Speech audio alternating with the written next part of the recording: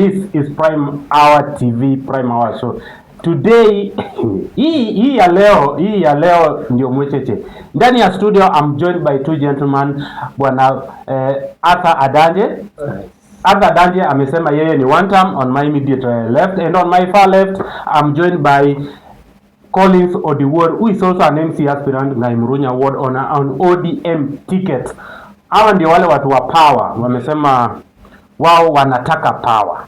Guys, kabla tuendelee na mazungumzo, if you are watching this, subscribe, like, share, ndio tuweze ujumbe ufikie watu wengi sana. Sasa leo ndani ya studio tutajua ni one term ama ni two term. Maraje, karibu sana. Yes, asante, nimeshukuru sana kuingia hapa kwa studio yako. Karibu. Collins, one term. Karibu, wewe ni one term. Kabisa. Karibu. Thank you, Wendy, for having me today. I appreciate. And let's have the show. Hiyo sauti ndio ya serikali.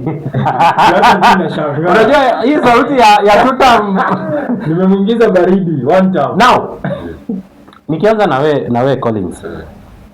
Leo tumeona vitu mingi zimefanyika sana. Hii mkutano ya Kenya Kwanza. Kumekuwa na vurugu mingi sana. Na imekuwa ni kama desturi.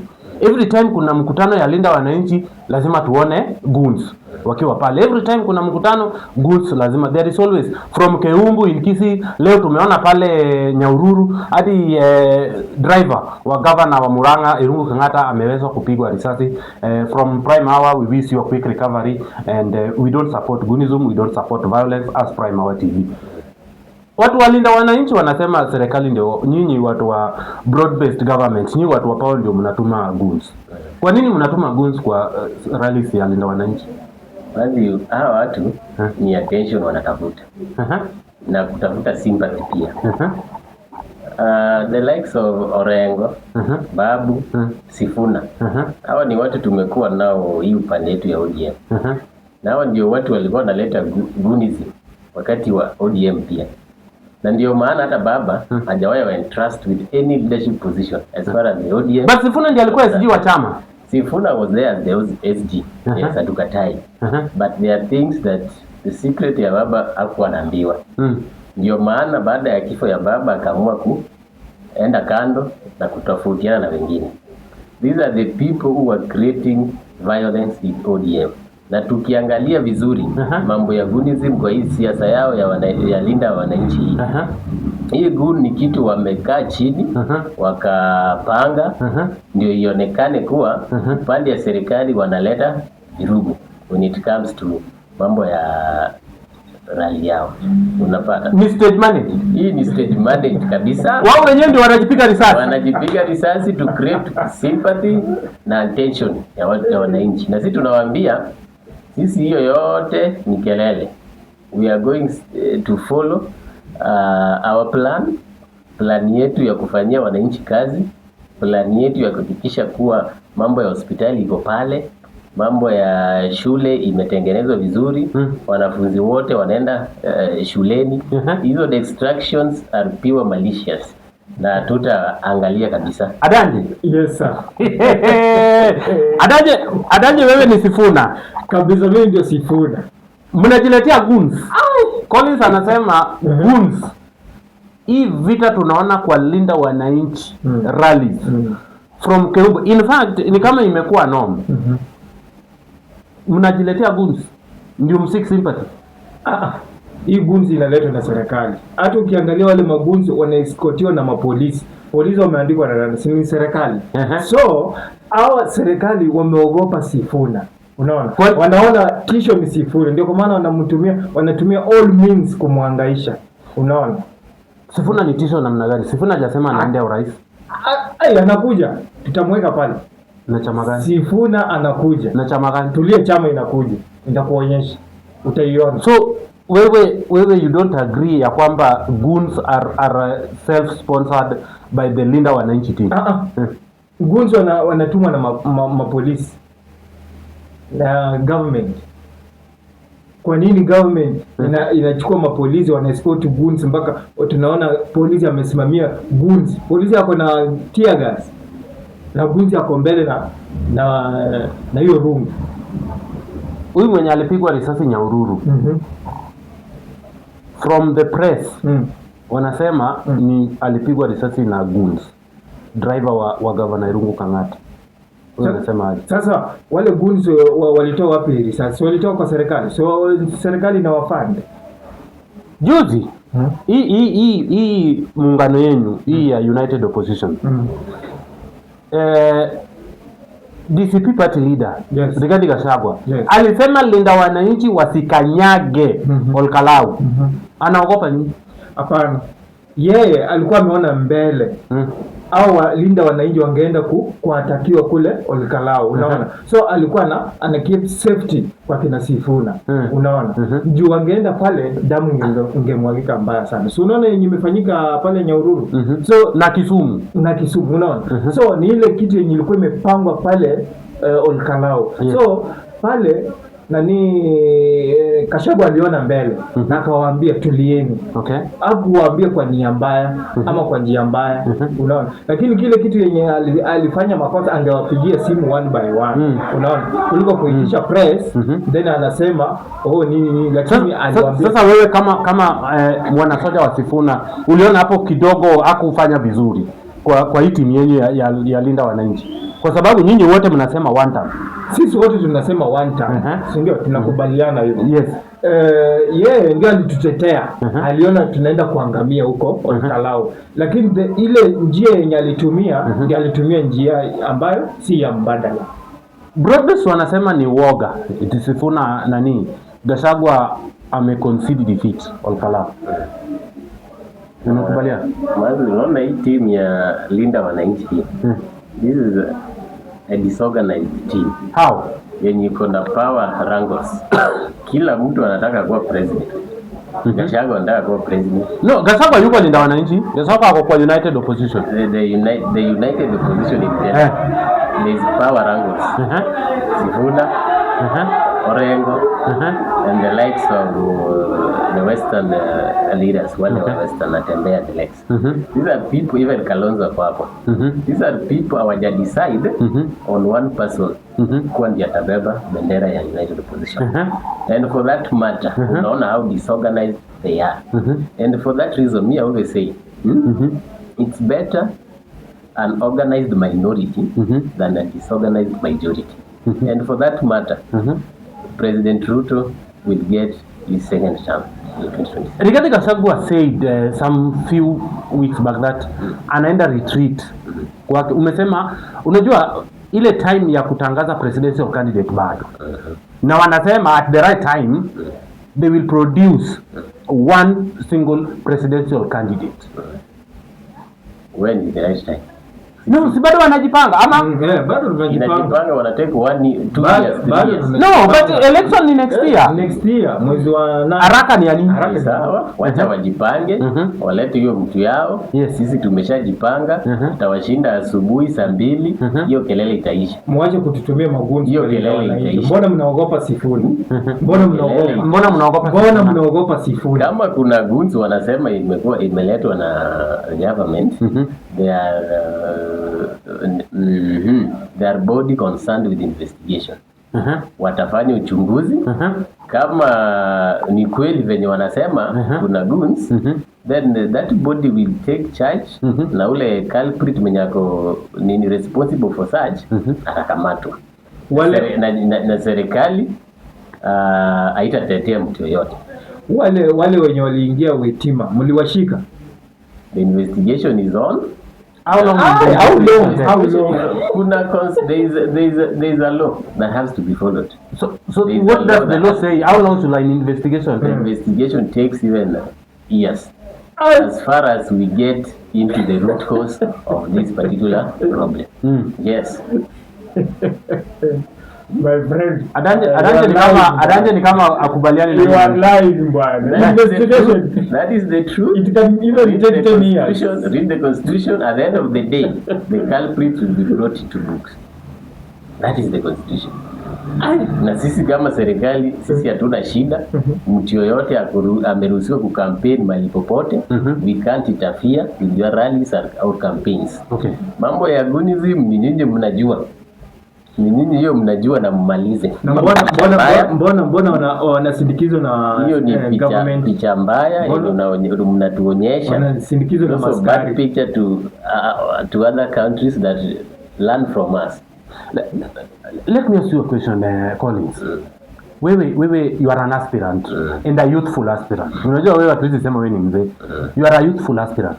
Does it concern you tukiona this level of violence some few months around 1 year to the next general election?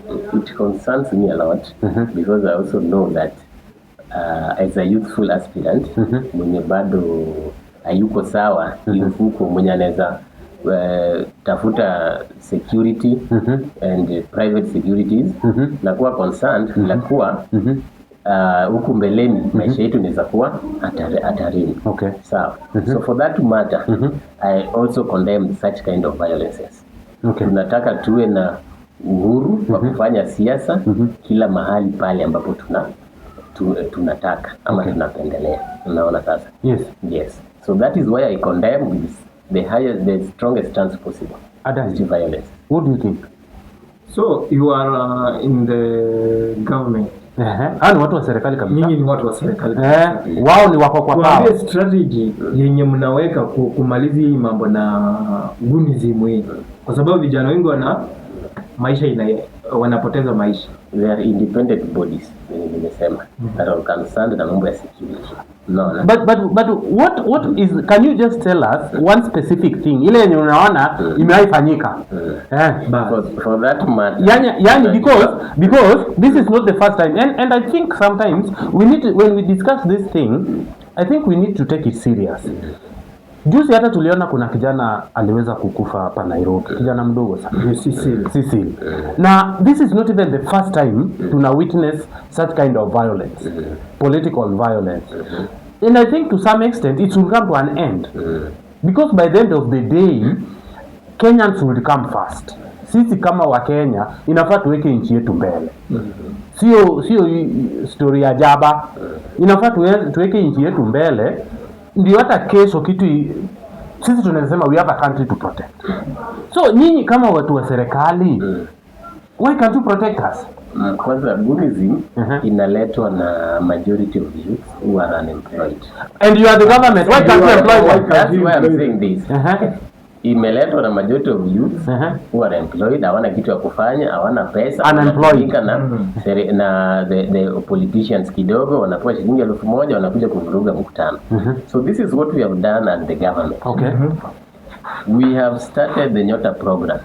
Na juzi launch phase 2 where we have supported almost 200,000 youth with the grants. Hii ni pesa hawarudishi, wanaanza biashara. We are keeping these youths busy so that they can earn a living from that. In that course, we have reduced the problem of insecurity in our county. And we are going to do more. Tutaleta training, tunafunza vijana kujiajiri, waanze biashara zao, wasitegemee tu ile token ambao wanapewa na wanasiasa. And this is the vision 2030. By 2030 hakutakuwa na any unemployed youth ama ule mtu anaongoja kazi apewe na serikali. Mtu ataanza kazi yake mwenyewe, ajisaidie maisha, asaidie familia yake. Do you believe watu wanatuambia ukweli? No. Wacha nikwambie ndugu yangu. Si watu wote wako talented na biashara. Unasikia? Hiyo pesa yenyewe unasema 22, kama ni umpatie mtu 22,000 itafungua biashara gani? They have businesses na watu wote hawako talented kwa biashara. Yule mtu mwenye hayuko talented kwa biashara atafanya aje? Itamsaidia aje? Tumefungua tena internship with the Public Service Commission. Wanaajiri almost 1,000 youths every year for a period of 1 year. Tunawaeka kwa internship and we pay them 30,000 their stipend. Unaona? In the same note, tukiajiri hawa vijana wale a few wenye wako talented kwa business, tunawapea grant. Nyota fund. Waanze biashara.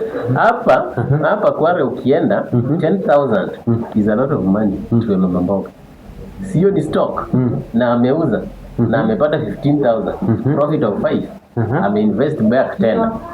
Akifanya hivi continuous in a year unaweza pata hapo na stock worth even 100,000.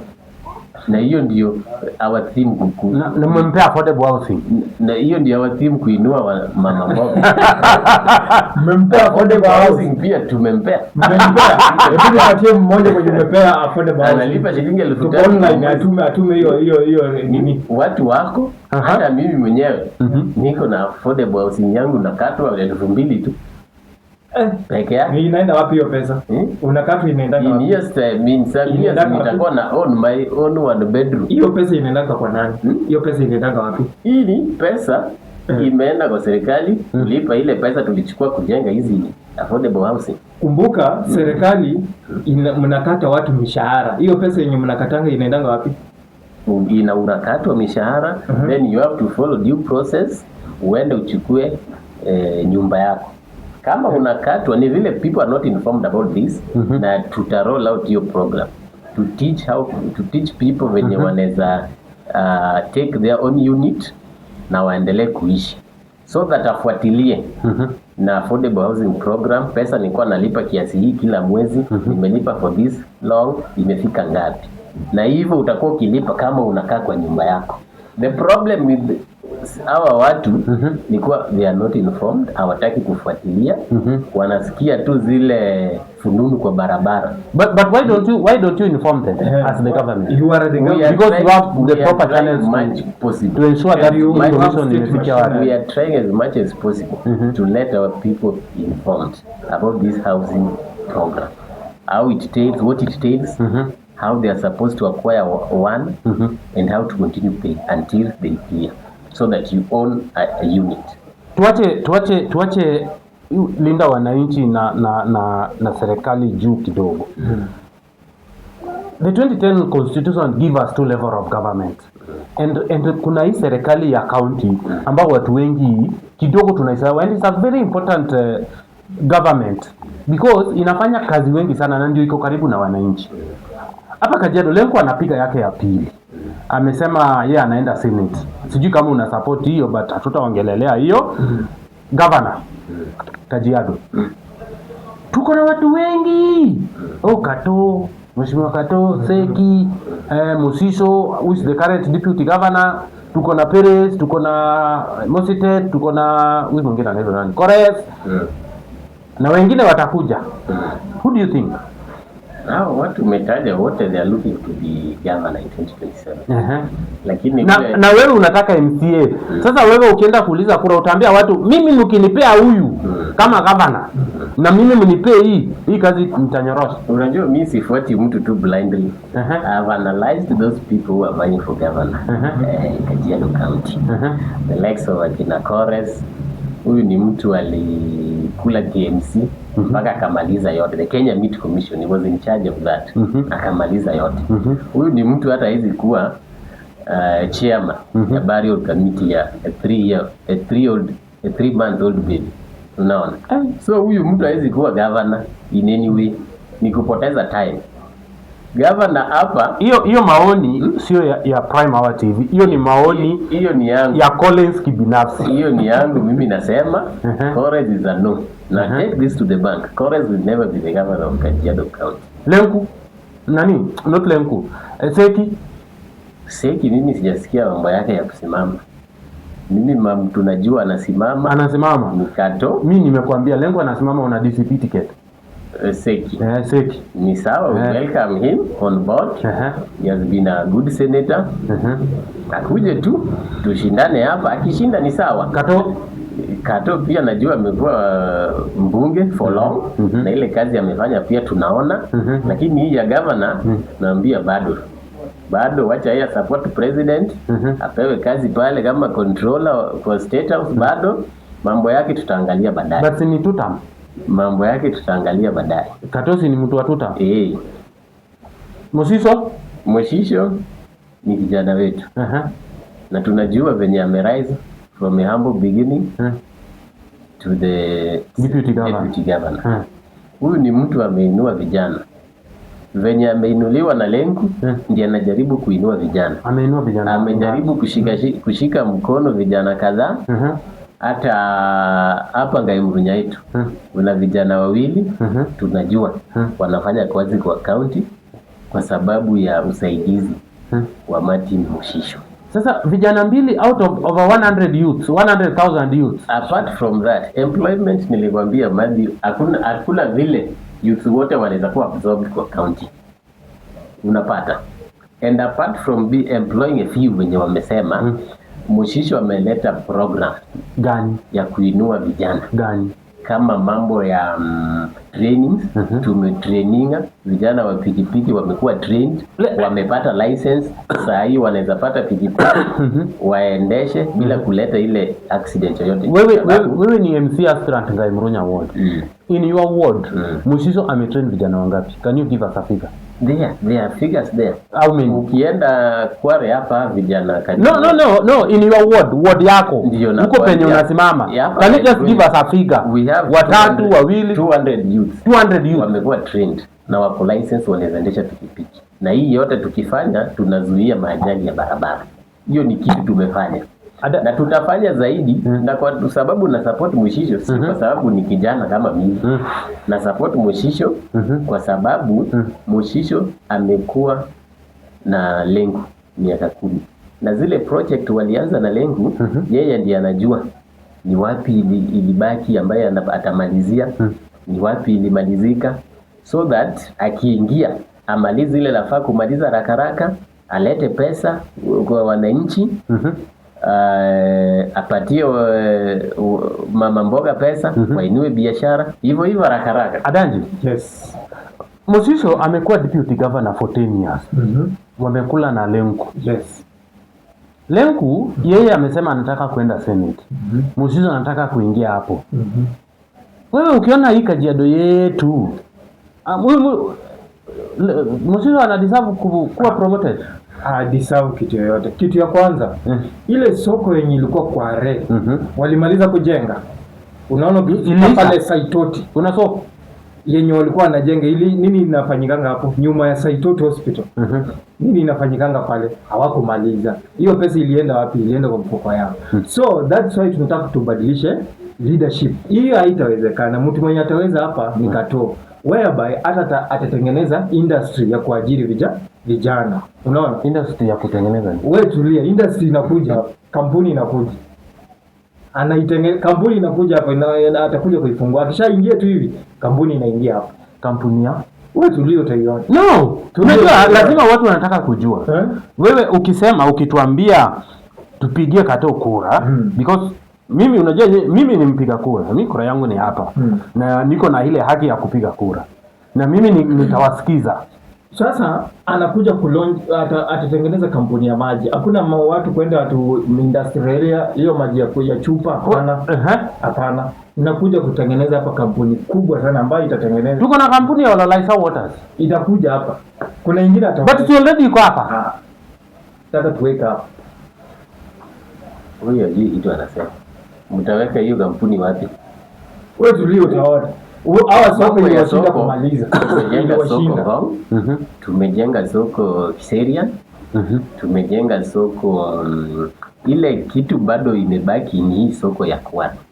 Hii soko ya Kware kulikuwa na siasa mingi kwa sababu tulifanya kitu inaitwa public participation. Kwa sababu imekawia kidogo ni kwa sababu before tuanze any project kuna kitu inaitwa public participation. Lazima tuongee na hawa wauzaji ambao wako hapa soko Mjinga. Because initially hao ndio walikuwa watoke pale, wahamishwe pale, waingie pale Kware. Lakini vile tulifanya public participation na wale chairman wa masoko, nikaona kuna mvurutano. Ile ikasimamishwa kwanza, tusifanye project ikisiji kakwama pale na watu tunataka kuwapeleka pale wamekataa. So we diverted that money for another project. Which project? But that kuna project mingi sana. No, which project? Can you tell us? Because wewe si eti nyinyi mko kwa serikali. Si umesema wewe uko kwa Mushisho. Wewe ndio deputy governor. Mlifanya which project? There are a lot of projects. No, mention one or two. One, tuli upgrade hiyo hospitali ikakuwa level 5. ya Saitoti. Saa hii ukienda pale kuna madawa. Tukatengeneza maternity wing vizuri. Wanawake na wasichana wetu wanaenda pale wanajifungua bure, wanarudi nyumbani. SHA inafanya vizuri. Kama mimi mwenyewe natumia SHA. Mimi mwenyewe na Adanji unasema SHA inafanya wakati una deposit pesa. Lakini ukitafuta huduma, hapana, hiyo kitu haifanyi bwana ndugu. Mimi mwenyewe unajua Danje ni kama hata general. Danje unalipa SHA. SHA ukiweka pesa zinaingia. Iko sawa. Lakini kwenda sasa unataka huduma. System imehang. Ati system imekataa, system imehang, ngoje 24 hours, sijui nini. Hata last week mimi mwenyewe nilikuwa mgonjwa. Nikakimbia pale Saitoti. Ulitibiwa? Nikatibiwa. Na SHA. Uko na evidence? Nikaweka mkono. Mimi nikaambiwa nikapewa madawa na nikarudi nyumbani. Uko na evidence? Kulipa hata ndururu. Karatasi kulipa hata ndururu. Hizo ya message tu ndio utapata kwa simu. Uko na hiyo message? Tuonyeshe. Hebu tuonyeshe hiyo message. Hebu tuonyeshe tuonyeshe watu. Ya kuonyesha SHA is working. Not only in Saitoti but in any other hospital. Hata hizi private hospitals that unaona hapa that are SHA accredited. Unaenda pale, unatibiwa, unaenda nyumbani. Mimi I don't pay. Tupatie mgonjwa mmoja mwenye ametoka na SHA leo. I don't pay. Okay. Tupatie mgonjwa. Sasa now because of time I want us to finalize on this. Adanji. Yes. Maneno yako ya mwisho. Before Collins ameniambia anavai MCA before atupe plan yake ya watu wa Ngaimrunyi. Your party shot. Maneno yako ya mwisho kwa Wakenya. So mimi maneno yangu ya mwisho kwa Wakenya naambia tu tudumisha amani na tuache vurugu. Hii nchi ni yetu. Tukichafua hii nchi hakuna mahali penye tutaenda. Tunataka amani. Na ndugu yangu, I wish you all the best. Plan yako kwa watu wa Ngaimrunyi. Summarize in 2 minutes. Kwa wale watu wa Ngaimrunyi wanakusikiza, what's your plan? Wananisikiza leo. Nataka niwaambie hii 2027 ni mwaka yetu. Hii kitu tumetafuta for a long time. Na I want to attest to today that since devolution ikuje, since Raila Amolo Odinga leta mambo ya devolution, Ngaimrunyi specifically, I enjoy the fruit of devolution. This is because we have been entrusting leaders wenye wako na wananchi at heart. Hii kuanzia 2013 up to now hatujawahi pata the right leadership wenye anaweza fanya watu wa Ngaimrunyi wa feel that they're also part of this government. Sasa mimi kama kijana, what I'm bringing in, I'm bringing leadership that is development oriented. Leadership ambayo inaleta development kwa watu. Nataka leadership that is inclusive. Inclusive in that everybody ana feel part and part of that government. Mimi nitakuwa na ofisi nikiwa MCA that will be operational 24 hours so that ukiwa na malalamishi yoyote, ukiwa na issue yoyote, unakuja pale, unapata watu kwa ile ofisi, unahudumiwa. Mimi nitahakikisha ile mzigo ambaye wazazi wako naye, ile ya kulipa karo maji, tunataka tuondoe. Tukiondoa hii mzigo, nitahakikisha wanafunzi that are needy, tunawalipia karo na wanaenda shule, wasikae nyumbani. Nitaleta policies that will make people of Ngaimrunyi be able kufanya biashara na wapate pesa. Hii ndio legislative role yangu ambayo nitafanya kwa county. We are going to come up with policies inaruhusu watu wafanye biashara, inaruhusu watu wa bodaboda wafanye biashara yao, wasiumizwe na polisi, so that kila mtu aweze kujitegemea. And that is the kind of leadership that I'm bringing on board. Well said. Guys, like, subscribe, share. All the best. Na uwafanyie wananchi kazi wakikupea.